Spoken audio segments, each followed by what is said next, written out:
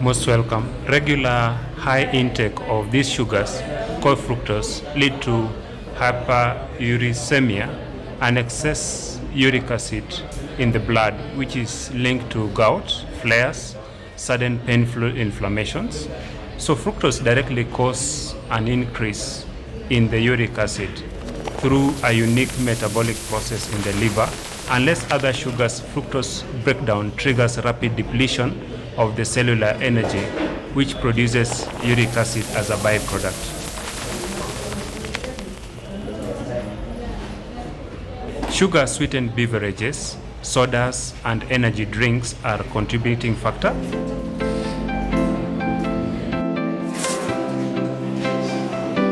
So sodas and energy drinks are sweetened with high fructose corn syrup, which particularly improves that.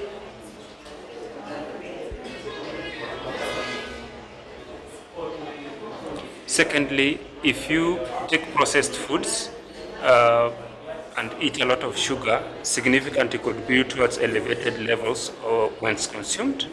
Secondly, gout is a painful experience. So gout is a painful form of inflammatory arthritis caused by accumulation of monosodium urate crystals in and around the joints. These needle-like crystals form when there is excess crystals in the joints, and this can be a very painful and very horrifying experience.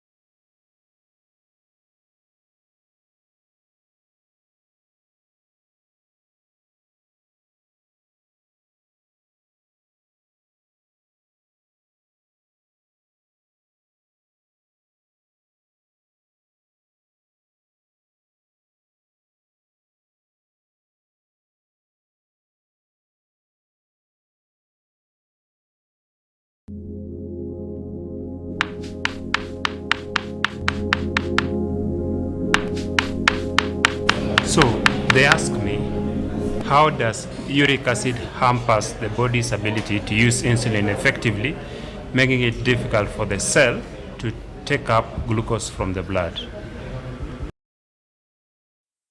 So high levels of intracellular uric acid induce oxidative stress within the cell, which leads to metabolic dysfunction and therefore interferes with the insulin signaling, especially in the liver and in the fat cells. So elevated uric acid causes chronic low-level inflammation and vascular endothelial dysfunction, damaging the blood vessels that cause cell damage, which promotes the development of metabolic syndromes. So when you take a lot of sugar, uric acid renders adiponectin production ineffective, a hormone that plays a key role in improving insulin sensitivity and reducing inflammation in the fat cells.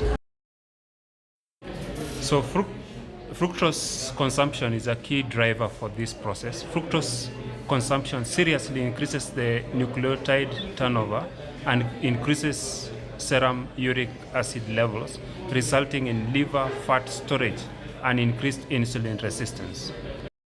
The other key factor is that uric acid directly injures beta cells, the cells in the pancreas responsible for producing insulin. So high level trigger cell death. So that's what's called apoptosis, and reduces the amount of insulin these cells secrete. So when the uric acid directly destroys beta cells, then the pancreas is responsible for producing insulin. This is now why diabetes gets rampant when the uric acid increases. The other aspect you need to watch out for, so when you're taking a lot of uric acid reduces the viability of the nitric oxide. Now, nitric oxide, a molecule that helps the blood vessels to dilate. This impairment restricts blood flow to the skeletal muscle, further reducing the ability to take up glucose in response to insulin. It means you are causing your body to malfunction because of your diet.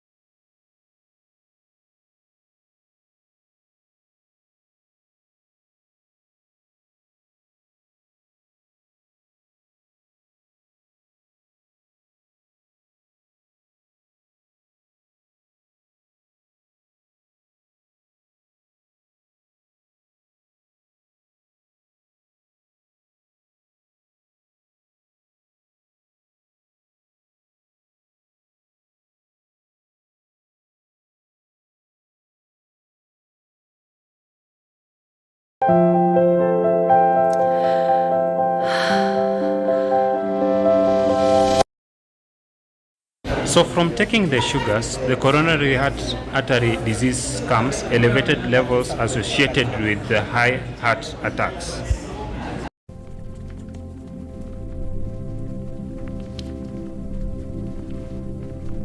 I was asked, can high uric acid be linked to irregular heart rhythms?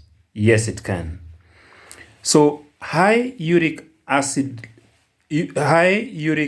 levels may cause structural changes in the heart's atria through oxidative stress and inflammation, making it possible for you to have heart rhythms that you cannot agree with at particular times. For instance, you may find the rhythms are not. The other question was, can uric acid derived from fructose, can it cause heart failure? So this is it. Increased serum uric acid is prognostic marker for worse outcomes in patients already diagnosed with heart failure, and is a risk factor for initial development. So if we want to prevent heart failure, it means we have to edit our kitchen so that some of these do not happen. So if I'm asked, how does uric acid create endothelial dysfunction? So uric acid can injure the endothelium, the inner lining of the blood vessels. This impairs its ability to regulate blood flow and also prevent blood clots. So if there is a dysfunction in the inner lining of the blood vessels, we are responsible for it because it's actually from our diet that the inner lining of the blood vessels would not be able to regulate the blood flow and also would create blood clots for us. So oxidative stress, the process of creating uric acid in the body, generates reactive oxygen species, that's the free radicals that damage cardiovascular tissues.